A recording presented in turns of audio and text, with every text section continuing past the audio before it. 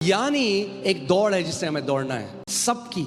हम आपस में एक दूसरे के साथ नहीं दौड़ रहे, कंपटीशन नहीं कर रहे हैं। मुझे आपसे आगे नहीं आना, आपको मुझसे आगे नहीं आना, आपको बगल वाले भाई से आगे नहीं जाना, आपको बगल वाली बहन से आगे नहीं जाना। आपको अपनी दौड़ दौड़नी है, विश्वास योग्यता के साथ, पूरे हियाव के साथ, पूरी सच्चाई और ईमानदारी के साथ।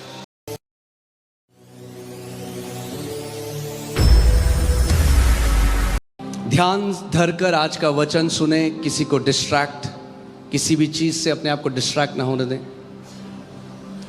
आपको याद होगा लास्ट संडे मैंने आपको सिखाया था, परमेश्वर के वचन ने हमें बताया था कैसे स्वर्ग का राज्य एक उस व्यक्ति की तरह है जो बीज बोने गया, और जो लोग ध्यान से परमेश्वर का वचन सुनते हैं वही वो लोग हैं जो राज्य में फल भी लेकर आते हैं। आमेन। मैंने कुछ और सोचा था, आपको कुछ और सिखाऊंगा, मगर कल रात को पवित्र आत्मा ने मुझे बहुत क्लियर एक मैसेज दिया आज के लिए, और मैं बिलीव करता हूं कि ये मैसेज हम में से हर एक के लिए है। हर एक, अगर आप अपनी स्पिरिचुअल लाइफ में स्टैग्नेंट हो गए हैं, एक जगह में रुक गए हैं, अगर आपको ऐसा लगता है कि मेरा जो आत्मिक जीवन है वो रुका रुका लगता है, ऐसा लगता है कि, तो ये वचन आज आपके लिए है। और मैं मानता हूँ ये वचन मेरे लिए है, सबके लिए है। आमेन। हमें अपोस्टल पॉल की तरह हमारा एटीट्यूड होना चाहिए, हमारा व्यवहार होना चाहिए। जो व्यक्ति जिसने 2/3 नया नियम लिखा वो कहता है आई प्रेस ऑन। वो ये नहीं कहता मैं संतुष्ट हूं जहां पे हूं, वो कहता नहीं, मैं आगे बढ़ता जाता हूं, पुरानी सारी बातों को भूल जाता हूं। चाहे आपने जय देखी, चाहे आपने पराजय देखी, जो भी देखा, जो बीत गया वो बीत गया, मैं आगे की तरह देखकर पूरे हियाव से बढ़ता जाता हूं कि जिस चीज के लिए, जिस लक्ष्य के लिए यीशु ने मुझे बुलाया, मैं उसको पालूं। आमेन। सो आज जो मैं वचन आपके साथ बांटना चाहता हूं वो है 3 वो कुंजियां, 3 वो स्पिरिचुअल डिसिप्लिन जो हमारे स्पिरिचुअल रैंक में बढ़ोतरी लेके आते हैं, हमारे आत्मिक रैंक में बढ़ोतरी लेकर आते हैं। हर कोई बढ़ना चाहता है इस जगह में, या हालेलुया। सो चलिए हम वचन की तरफ चलते हैं। 1 कुरिन्थियों 9वां अध्याय, मैं 24वीं आयत से पढ़ूंगा। यह अपोस्टल पॉल ने नए नियम में हम सबके लिए लिखा गया है, और वो कहता है, क्या तुम लोग यह नहीं जानते कि खेल के मैदान में दौड़ते तो सभी धावक हैं, किंतु पुरस्कार किसी एक को ही मिलता है। ऐसे दौड़ो कि जीत तुम्हारी ही हो। ऐसे दौड़ो कि जीत तुम्हारी ही हो। आमेन। यानी एक दौड़ है जिससे हमें दौड़ना है, सबकी। हम आपस में एक दूसरे के साथ नहीं दौड़ रहे, कंपटीशन नहीं कर रहे हैं। मुझे आपसे आगे नहीं आना, आपको मुझसे आगे नहीं आना, आपको बगल वाले भाई से आगे नहीं जाना, आपको बगल वाली बहन से आगे नहीं जाना। आपको अपनी दौड़ दौड़नी है, विश्वास योग्यता के साथ, पूरे हियाव के साथ, पूरी सच्चाई और ईमानदारी के साथ। आमेन। बोलो मेरी एक दौड़ है। अगर आप विश्वासी हो और आप इस पृथ्वी पे हो तो आपका एक असाइनमेंट है और आपकी एक दौड़ है। और अगर हमारी एक दौड़ है तो हमें ऐसे दौड़ना है कि जीत हमारी हो। आमेन। किसी खेल प्रतियोगिता में पौलुस यहां पर हर एक विश्वासी को एक एथलीट से कंपेयर कर रहा है, एक खिलाड़ी से जो प्रतियोगिता लड़ता है, उससे हम लोगों को वो तुलना कर रहा है। और वो कह रहा है किसी खेल प्रतियोगिता में प्रत्येक प्रतियोगी को हर प्रकार का आत्म संयम करना होता है। अगर एक एथलीट है तो उसको सेल्फ डिसिप्लिन चाहिए। क्या चाहिए? सेल्फ डिसिप्लिन चाहिए। अगर उसको जीतना है तो उसको सेल्फ डिसिप्लिन चाहिए, उसे आत्म संयम चाहिए, उसे अपने ऊपर आत्म नियंत्रण चाहिए, वरना वो एथलीट नहीं हो सकता। आपने कोई देखा है ओलंपिक एथलीट जिसकी इतनी मोटी तोंद हो? देखा है आपने? नहीं देख सकते, वो डिस्क्वालीफाई हो जाएगा। हाँ, तो वैसे ही पौलुस भी कह रहा है कि हम भी एक एथलीट की तरह हैं, एक प्रतियोगी की तरह हैं। अब आगे देखिए, वे यानी दुनिया के जो खिलाड़ी हैं, वे एक नाशमान जलमाल यानी एक जो रिवॉर्ड होता है से सम्मानित होने के लिए ऐसा करते हैं। आप देखते हैं कितनी मेहनत वो करते हैं, सुबह उठते हैं, अपनी डाइट कंट्रोल करते हैं, एक रिजिड ट्रेनिंग से होकर जाते हैं, एक बहुत ही कठिन ट्रेनिंग उनका होता है, एक रिजीम को फॉलो करते हैं, तब जाके वो क्वालिफाई करते हैं और फिर और कड़ी मेहनत करते हैं और तब जाकर वो क्या करते हैं, वो इनाम पा सकते हैं। और उसका वचन कह रहा है कि वो तो कैसे करते हैं, एक नाशमान मेडल के लिए। हाँ, जब उन्हें पुरस्कार मिलता है, उनका नाम अखबार में आएगा, न्यूज़पेपर में आएगा, लोग उनकी वाई करेंगे और वो बहुत अच्छा है, मगर वो नाशमान है।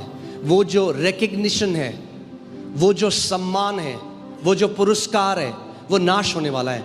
मगर पौलुस कह रहा है कि हम जो इस दौड़ में हैं, हम क्यों दौड़ रहे हैं? हम तो एक अविनाशी मुकुट को पाने के लिए ये करते हैं। यानी जो सम्मान, जो पुरस्कार आपको और मुझे दिया जाएगा, वो अविनाशी है, वो नाश नहीं हो सकता और वो अनंत तक रहेगा, कोई आपसे वो ले नहीं सकता। आमीन। हम किसी नाशमान चीज के लिए ये नहीं कर रहे, मगर वो हमें सिखा रहा है, हमें कंपेयर कर रहा है, हमारी समानता कर रहा है एक एथलीट के साथ, एक प्रतियोगिता लड़ने वाले के साथ। आगे देखिए क्या लिखा है।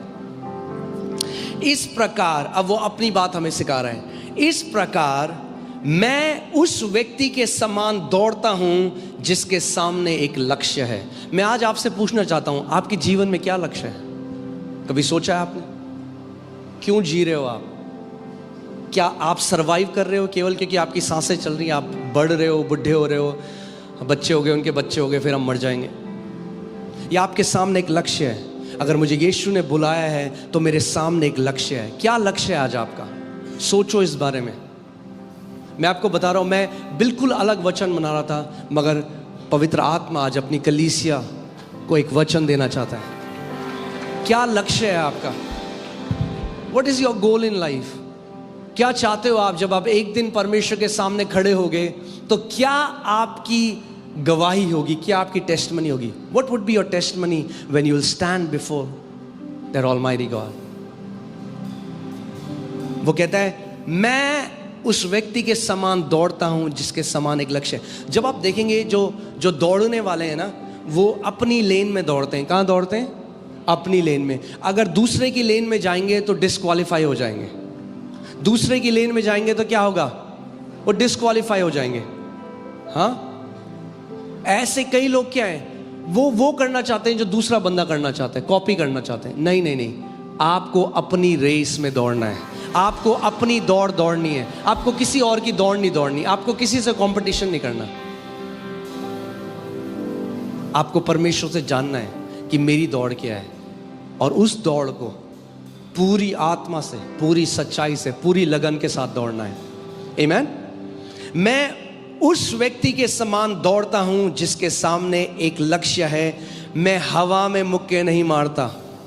यानी पौलुस कह रहा है, मैं जो जीवन जीता हूं वो बहुत ही इंटेंशनल उद्देश्य के साथ जीवन जी रहा है। वो ऐसी नहीं जी रहा कि कटरी है। ये पौलुस प्रेरित है जिसने 2/3 बाइबल लिखी, और क्योंकि वो ऐसा जीवन जीता था इसीलिए 2/3 बाइबल लिख पाया।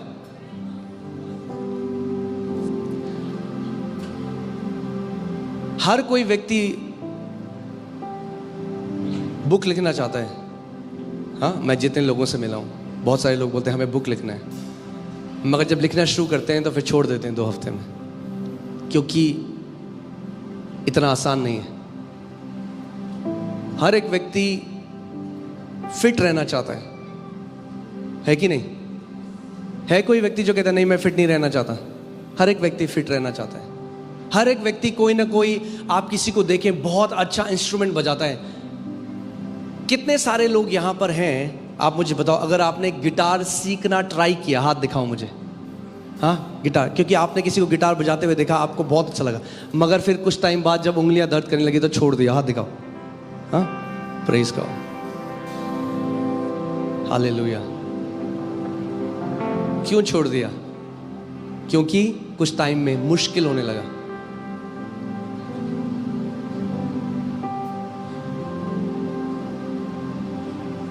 एक चीज जो परमेश्वर अपनी कलीसिया में वापस लाना चाहता है, I think that is that commitment. क्योंकि लोग बहुत ही कंफर्टेबल क्रिश्चियनिटी में चले गए हैं। किसमें? कंफर्टेबल मसीहत में। वो वही करते हैं जो उनके लिए कंफर्टेबल हो। मगर देखिए यहां लिखा है, मैं हवा में मुक्के नहीं मारता।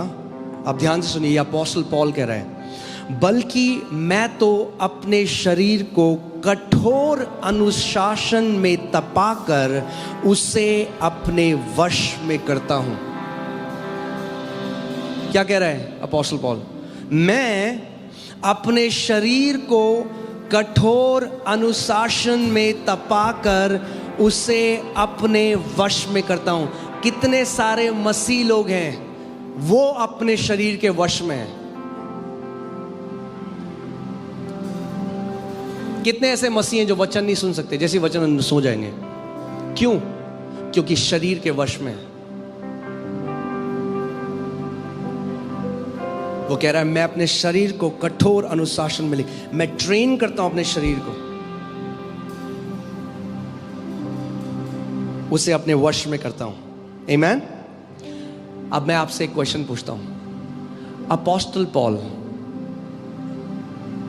जो वन ऑफ द ग्रेटेस्ट सन था जो प्रभु यीशु मसीह ने बुलाया, वन ऑफ द बेस्ट, जब उसे अपने शरीर को वश में करने की जरूरत पड़ी तो आपको और मुझे भी अपने शरीर को वश में करना पड़ेगा। आमीन। आगे देखिए क्या लिखा है, कहीं ऐसा ना हो जाए कि दूसरों को उपदेश देने के बाद परमेश्वर के द्वारा मैं ही व्यर्थ ठहरा दिया जाऊं। इंग्लिश बाइबल कहती है, कहीं ऐसा ना हो जाए, आई मे गेट डिस्क्वालिफाइड। जब मैंने दूसरों को प्रचार किया तो मैं डिस्क्वालीफाई हो जाऊं।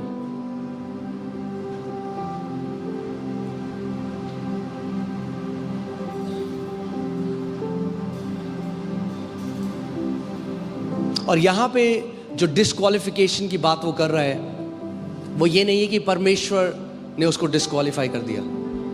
कितने ऐसे पास्टर्स हैं जो सेवा कर रहे थे मगर एक पाप में गिर गए, एडल्ट्री में गिर गए, और क्या हुआ? उस सेवा से डिस्क्वालीफाई हो गए, क्योंकि अब लोग उन पर भरोसा नहीं कर सकते। इसीलिए पौलुस कहता है जरूरी है कि हम भी एक ट्रेनिंग के द्वारा जाएं। वो कहता है, और एक चीज शायद जो मसीहों को, उनको लगता है ये मोटिवेशनल है, मगर ये मोटिवेशनल नहीं है, ये बिब्लिकल है। Discipline is biblical. आमीन। वो कहता है, मैं अनुशासन के द्वारा लेकर चलता हूं अपने शरीर को।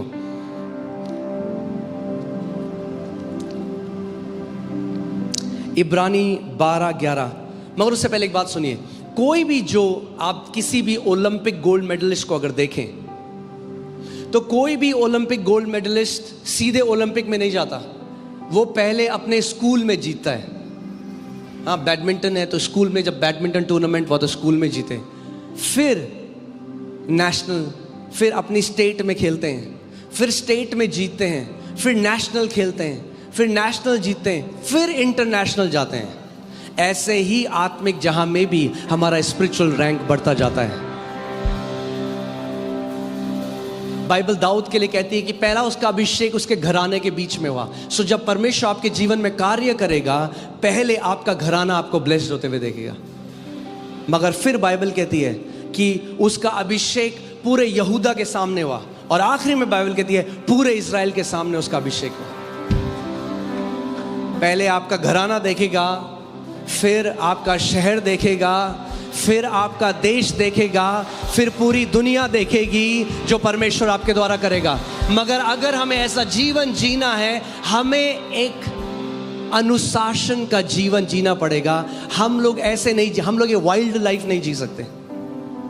कितने लोग मेरी बात को समझ रहे हैं? कई लोग सोचते हैं अरे ये लोग जो डिसिप्लिन में जीते ना, इनकी तो कोई ज़िंदगी है ही नहीं। देखो मेरी ज़िंदगी कितनी अच्छी है, मेरा जब मन करे मैं तब उठता हूँ। एक्चुअली में जितने लोग अनुशासन से चलते हैं वो उतनी फ्री लाइफ जीते हैं, और जितने लोग सोचते हैं कि वो फ्री जी रहे हैं वो उतना बंधा हुआ जीवन जीते हैं।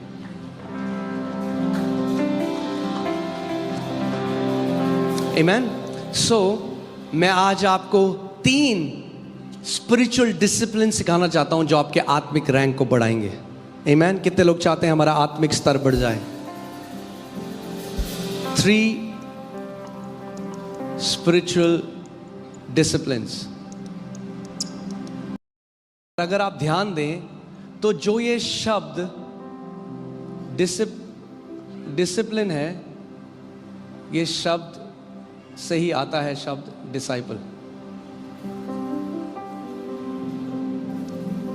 यानी अगर आपके जीवन में अनुशासन नहीं है, आप एक चेला नहीं हो सकते। Amen? You cannot be a disciple if there is no discipline. क्योंकि जब प्रभु यीशु मसीह ने यूहन्ना 8:31 में उसने उन यहूदियों से बोला जो बिलीवर्स थे। कई लोग हैं जो केवल बिलीवर रहते हैं, वो बिलीवर हैं, वो यीशु मसीह पर विश्वास करते हैं, वहाँ तो है। मगर यीशु ने उन यहूदियों से बोला जो बिलीव करते थे, उन्होंने कहा जब तुम मेरे वचन में बने रहो तब तुम मेरे चेले ठहरोगे और तुम सत्य को जानोगे और सत्य तुम्हें हर एक बंधुआई से आज़ाद करेगा। आमेन। जिन्होंने उसकी प्रतीति करी थी या विश्वास किया था। आमेन। सो हमारे जीवन में यह होना बहुत जरूरी है। आप सोच सकते हैं, मैं आपसे ये बात बोलता हूं, आप आज इमेजिन करो यीशु मसीह को कैसे सोचते हो आप? वो अनडिसिप्लिन्ड लाइफ जीता था। क्या लगता है आपको? क्योंकि हम हमेशा बोलते हैं जैसा वो है वैसे हम भी हैं। हाँ, तो अगर हम भी वैसे हैं जैसा वो है, जैसा हमारा बाप है वैसे हम भी हैं। आमेन। जैसा अपोस्टल पॉल कहता है मेरे को फॉलो करो क्योंकि मैं यीशु को फॉलो करता हूं, और वो हमें कहता है मैं अपने शरीर को कड़ी। कितने सारे मसीह लोग हैं जो गलत जगह चले गए, गलत रिलेशनशिप में चले गए, गलत संगति में चले गए, क्योंकि उनके जीवन में कोई अनुशासन नहीं था। We don't like discipline. मजा नहीं आता जब डिसिप्लिन की कोई बात करे, मगर फ्रूट डिसिप्लिन ही लेकर आता है। आप देखिए इब्रानी 12:11 में देखते हैं क्या लिखा है। इब्रानी 12:11, किसी भी प्रकार का अनुशासन उस समय तो आनंद कर नहीं परंतु दुख कर ही प्रतीत होता है। हाँ, उस टाइम कैसा लगता है अनुशासन?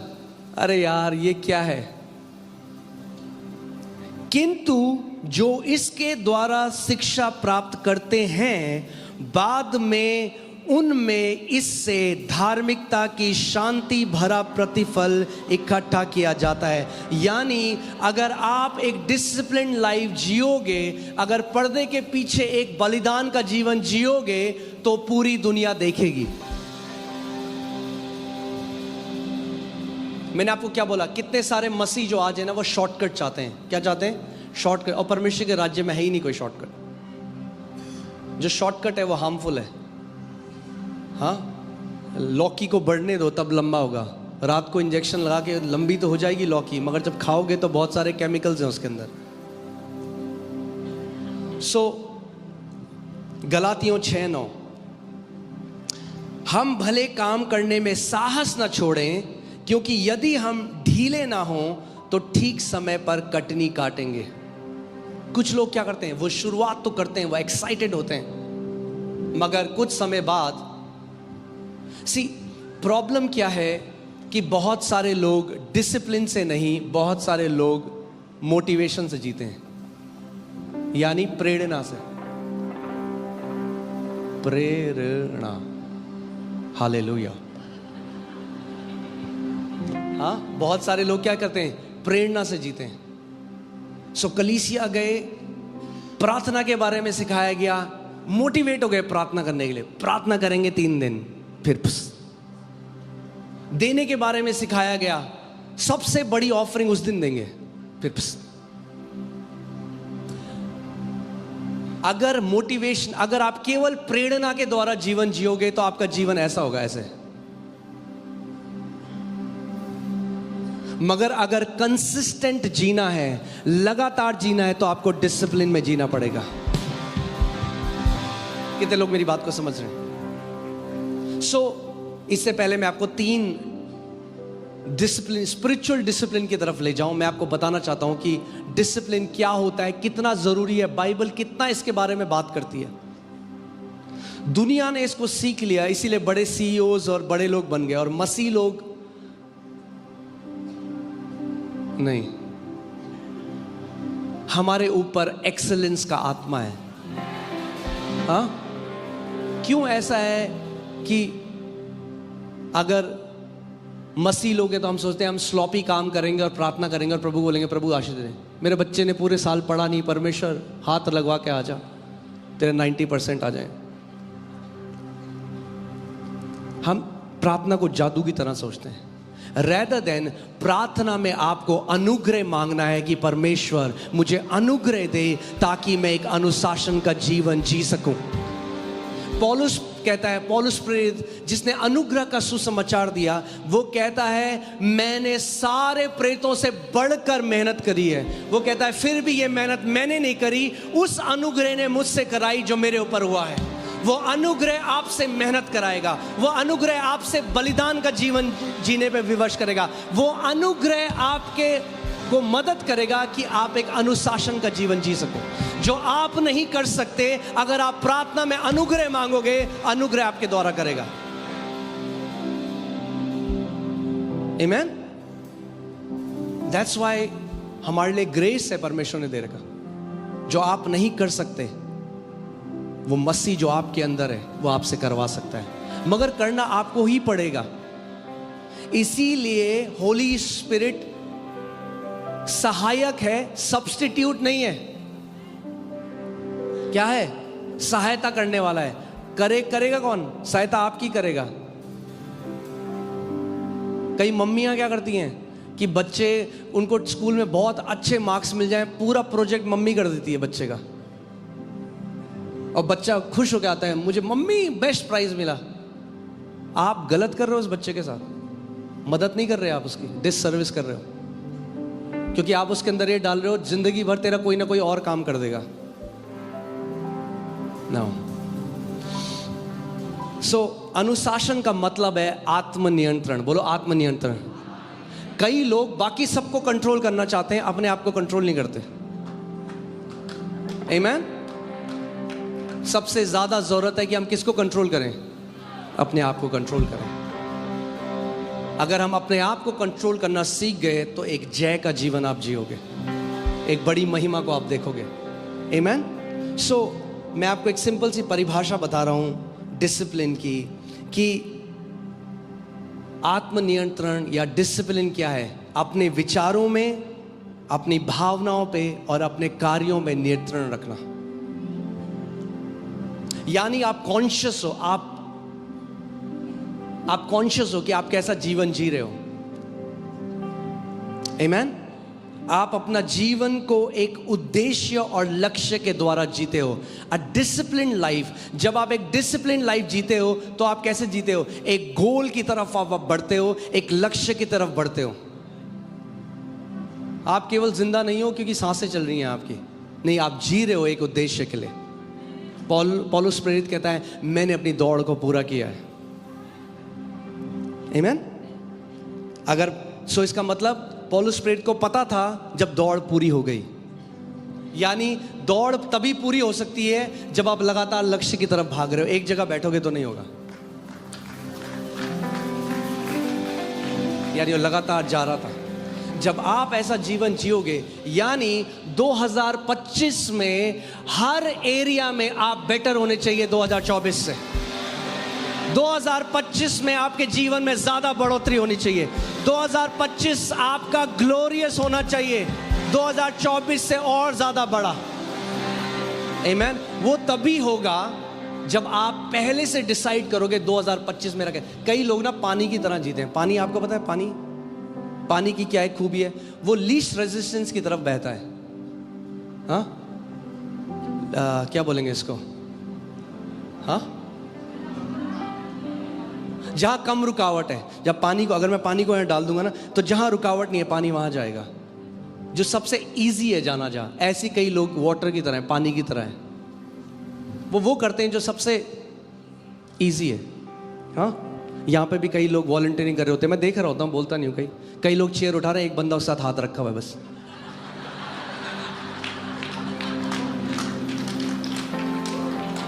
अरे भैया, किसको बेवकूफ बना रहे हो? वो परमेश्वर देख रहा है ना, कौन दिल से कर रहा है और कौन फेक कर रहा है। पॉइंट पास्टर नहीं देता, पॉइंट परमेश्वर देता है। हाँ, पुरस्कार परमेश्वर से आता है। आमीन। एक और चीज लिख लीजिए इसको। अनुशासन का मतलब है, ये थोड़ा शुद्ध हिंदी है। मैंने आपके लिए शुद्ध हिंदी निकाली है, एकदम शुद्ध। अनुशासन का मतलब है तात्कालिक सुख को त्याग कर दीर्घकालिक लाभ के लिए कार्य करना।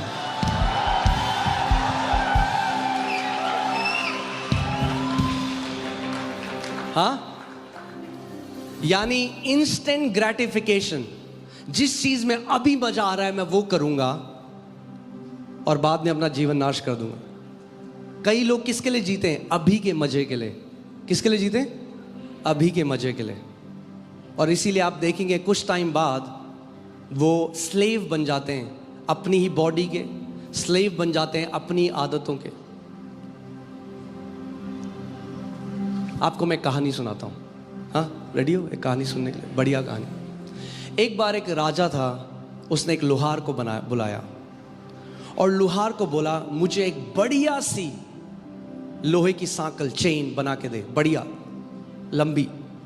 तो वो गया, भट्टी में मेहनत करी, दिन रात चेन लेकर आया राजा के पास। राजा ने कहा ये छोटी है, इसको और बड़ा कर। दोबारा गया और मेहनत करी भट्टी में, दिन रात। लिंक जो बोलते हैं ना, एक चेन के साथ दूसरी चेन बड़ी होती है, वो बढ़ाता गया। फिर राजा के पास गया। राजा ने कहा अभी भी छोटी है, इसको 5 गुना कर। फिर मेहनत करी। उसके बाद राजा के पास गया। राजा हंसा और बोला हाँ अब बहुत बढ़िया है, और अपने सैनिकों को बोला इसी चेन से इसको बांध दो। और इससे पहले उस लोहार को पता होता कि क्या हुआ है, उसी के द्वारा बनाई गई चेन से उसको बांध दिया गया। ऐसे ही पाप भी हमारे जीवन में करता है। शैतान आपसे एक पाप कराता है, और वो ऐसा है, हर बार जब आप अपने शरीर के अधीन होकर चलते जाते हो, वो ऐसा एक कड़ी जुड़ती जाती है, और एक बार आप ही अपनी आदतों से बंध जाते हो, और शैतान आपको आप ही के शरीर की इच्छाओं से बांध देता है। और वो लोग जिंदगी भर एक स्लेव की तरह, एक गुलाम की तरह जीवन जीते हैं, जबकि परमेश्वर के बेटे और बेटियां थे। इसीलिए इट्स वेरी इंपॉर्टेंट। आप जानते हैं जो बाइबल में कहा गया है कि एक आत्मा का एक फल है सेल्फ कंट्रोल, वो वर्ड वहां पे है डिसिप्लिन। पवित्र आत्मा डिसिप्लिन देने वाला आत्मा है, हमें अनुशासन देने वाला आत्मा है। अगर हम उससे प्रार्थना करें तो वह आपको अनुशासन दे सकता है। आपके जीवन में कुछ ऐसी वैल्यूज होनी चाहिए जो नॉन नेगोशिएबल हैं। क्या है? यानी कुछ भी हो जाए, ये आपके परिवार में कुछ ऐसी वैल्यूज होनी चाहिए। कुछ लोग हैं पैसे के लिए कुछ भी कर देंगे, नहीं, आपके जीवन में कुछ वैल्यूज होनी चाहिए। आज कितने माँ बाप हैं, वो मन नहीं करेगा, बोले अरे यार हम चर्च नहीं जाएंगे। हाँ, फिर क्या होगा? आगे जो क्या हुआ अमेरिका में, क्या हुआ? लोग कलीसिया को कैसे देखने लग गए? कि भाई ठीक है भाई, चलना होगा तो चल लेंगे, नहीं जाना तो नहीं जाएंगे, क्या बड़ी बात है, घर पे देख लेंगे यूट्यूब में। उनके बच्चे कभी कलीसिया का आदर नहीं करेंगे। क्या हुआ? एक गॉडलेस जेनरेशन पैदा हो गई। जो बच्चे परमेश्वर का आदर नहीं करते, आज क्या है, आज शैतान ने उनको इतना भ्रमित कर दिया है कि वो अपनी सर्जरी करा के अपना सेक्स चेंज करा रहे हैं, लड़के लड़कियां बन रहे हैं, लड़कियां लड़के बन रहे हैं, अब बोल रहे हैं हम कुत्ते हैं, हम बिल्ली हैं। उनका दिमाग कर दिया। इसीलिए शैतान नहीं चाहता कि नई पीढ़ी कलीसिया में जाए, क्योंकि परमेश्वर का आत्मा अपने लोगों से बात करता है कलीसिया के द्वारा। अब जानते हैं कलीसिया को पौलुस ने क्या कहा? बोला सत्य का खंबा है वो। जो मसीह परिवार कलीसिया का आदर नहीं करते, उस परिवार में सत्य का खंबा नहीं है। और आने वाली उनकी पीढ़ियां वो गॉडलेस हो जाएंगे, वो प्रभु में नहीं रहेंगे, क्योंकि आपके बच्चे आपको फॉलो करेंगे। अगर वो देखते हैं कि मम्मी और पापा के लिए चर्च नॉन नेगोशिएबल वैल्यू है, कुछ हो जाए, बारिश हो, गर्मी हो, बर्फ पड़े, हम परमेश्वर के भवन जाने से हमें कोई नहीं रुकता, आपके बच्चे भी जिंदगी भर उस वैल्यू को फॉलो करेंगे। मगर उदाहरण कौन रखेगा? हाँ, कई परिवार है उनका बच्चा कहीं से सीख के आता है, गाली देता है माँ बहन की, वो बड़े हंसते हैं।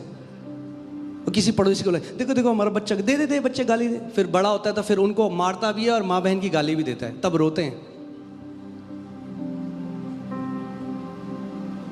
समझ रहे मैं क्या कह रहा हूं? हम लोग ऐसे नहीं जी रहे हैं जैसे हमारे पास कोई लक्ष्य नहीं है। हम आपकी एक बुलाहट है, मेरी एक बुलाहट है, आपकी एक रेस है। कितनी बड़ी बात होगी, सोचो कि जब आप जा रहे हो उस पिता के घर, आप अपने पूरे परिवार के सामने बोल सको, मैंने अपनी दौड़ को पूरा किया है, मैंने अपनी दौड़ को पूरा किया है, मैंने ईमानदारी के साथ, सच्चाई के साथ अपने परमेश्वर की सेवा करी है।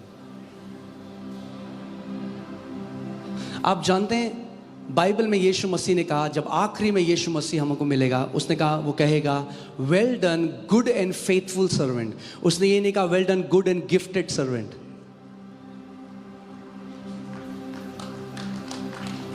Good and faithful servant. Faithful, वफादार, विश्वास योग्य। हमें सोचना है, क्या हम विश्वास योग्य हैं? क्या लोग आपकी बातों पे भरोसा कर सकते हैं कि आपने अगर कुछ कहा है तो आप खड़े हो अपने वचनों के पीछे?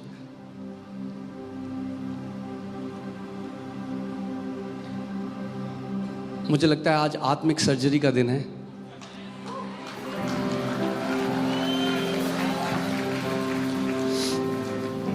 आमीन। मैं आपके लिए वो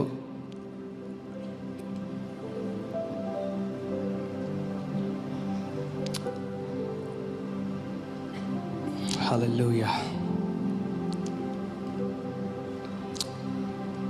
Thank you Lord Jesus. दूसरा तिमोथी 4:7, दूसरा तिमोथियुस 4:7।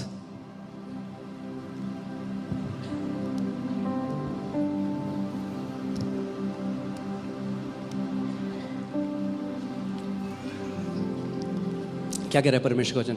मैं अच्छी कुश्ती लड़ चुका हूं। आमीन। मैं अच्छी, आप जानते हैं कुश्ती एक ऐसा स्पोर्ट, एक ऐसा खेल है जिसमें आपकी बॉडी की हर एक मसल यूज होती है। केवल एक ऐसा खेल है जिसमें आप आधे हृदय से, कोई कुश्ती आधे हृदय से नहीं कर सकता। आप बैटिंग आधे हृदय से कर सकते हो, आप बैडमिंटन आधे हृदय से खेल सकते हो, आप शूटिंग आधे हृदय कर सकते हो, आप कुश्ती आधे हृदय से नहीं कर सकते। आपको पटक देगा दूसरा बंदा। अगर कुश्ती करनी है, you are either fully in or fully out, या तो पूरे हो अंदर या तो बाहर हो, डिस्क्वालीफाई हो जाओगे। और पौलुस कह रहा है मैंने क्या की है? मैंने एक अच्छी कुश्ती लड़ी है। आमीन। मैंने अच्छी कुश्ती लड़ चुका हूं, मैंने अपनी दौड़ पूरी कर ली है। मेरी ये प्रार्थना है अपने लिए, अपने परिवार के लिए और अपने इस पूरे आत्मिक परिवार के लिए, कि हर कोई व्यक्ति यहाँ पर ये कह सके अंत में कि मैंने अपनी दौड़ पूरी कर ली है प्रभु यीशु मसीह के अनुग्रह से। आमीन। आगे देखो क्या लिखा है, मैंने विश्वास की रखवाली की है। आपको कब रखवाली की जरूरत पड़ती है किसी चीज की?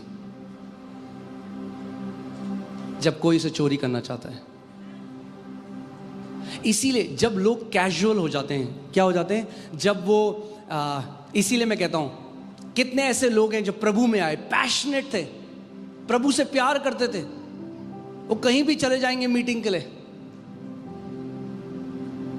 कुछ समय बाद क्या होता है, जब वो विश्वास की रखवाली नहीं करते अपने, और शैतान वचन को चुरा लेता है, विश्वास को चुरा लेता है, तो अब रीति रिवाज में रह जाते हैं और यीशु मसीह के प्रेमी से ईसाई बन जाते हैं। अब फिर 3 ECG इंजेक्शन के लिए आते हैं, ईस्टर, क्रिसमस, गुड फ्राइडे। क्यों ऐसा होता है कि क्रिसमस में 5 गुना भीड़ होती है चर्चेस में? क्या यीशु मसीह केवल 25 दिसंबर को होता है क्या अपनी कलीसिया में? अरे उसने कहा जहां 2 या 3 मेरे नाम से इकट्ठा होते हैं, मैं वहां पर मौजूद होता हूं।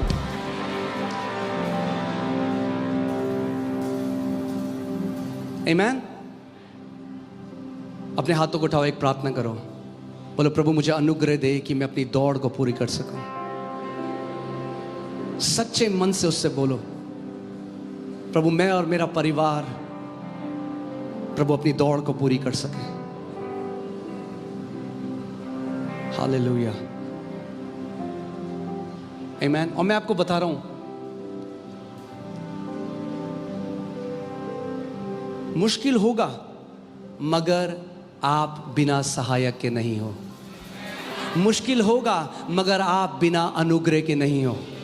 अगर पौलुस ने अनुग्रह के द्वारा किया तो आप और मैं भी अनुग्रह के द्वारा अपनी रेस को, अपनी दौड़ को पूरा कर सकते हैं।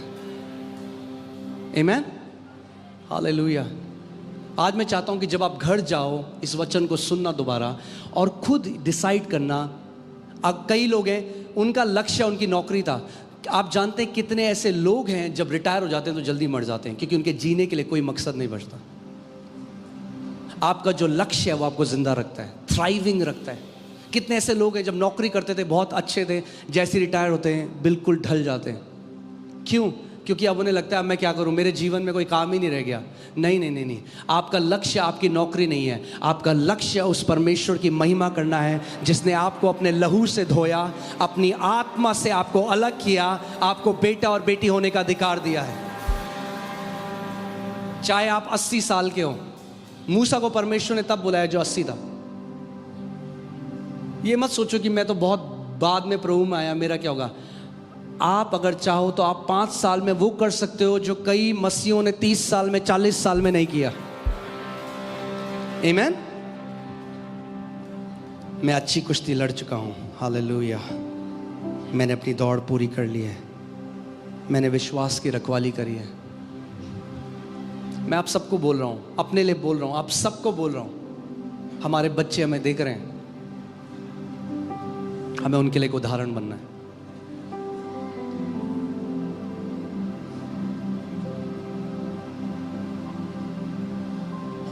अगर आप उन्हें बोले ए प्रार्थना क्यों नहीं करता, मगर वो अब कभी आपको प्रार्थना करते हुए नहीं देखते, वो प्रार्थना नहीं करेंगे। बिकॉज बच्चे वो नहीं करते जो उनसे कहा जाता है, वो करते हैं जो वो देखते हैं। आमीन।